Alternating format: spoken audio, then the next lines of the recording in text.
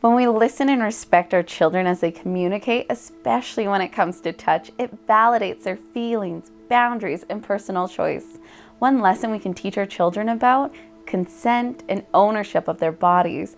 This can be shown when they choose to share a hug today or shake their head no to kisses before bed. Not only does this validate that consent is about permission and choice, but it also paves the way for messages to carry all the way into adulthood.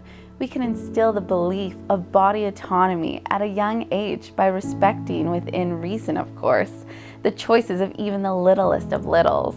Encouraging a child to give and receive affection on their own terms is one of the tools parents and caregivers can use to develop boundaries, consent, and healthy body image that will mature and deepen at every stage of life.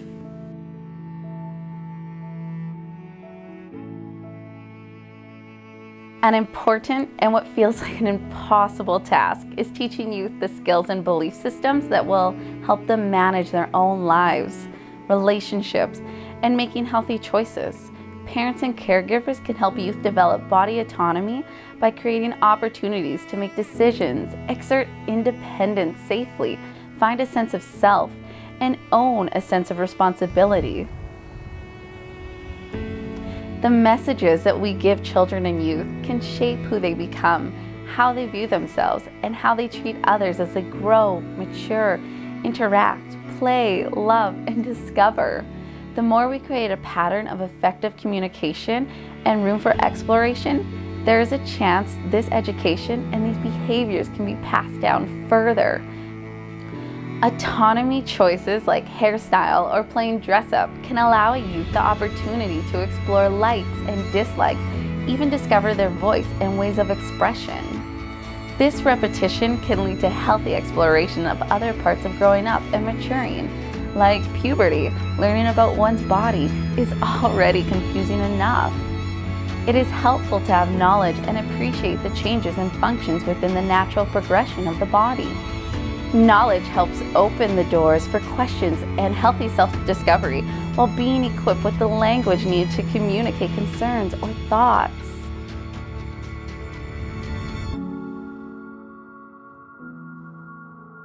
Being informed about consent means that we are engaging in thoughtful, healthy sexual experiences, that we are doing no harm to ourselves or to another person.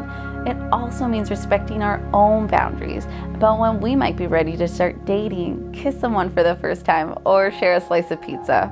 Part of growing up includes a shift in hormones, processing patterns, and relationship interests, which also means taking the time to encourage our youth to zero in on those interests and find what fits for them.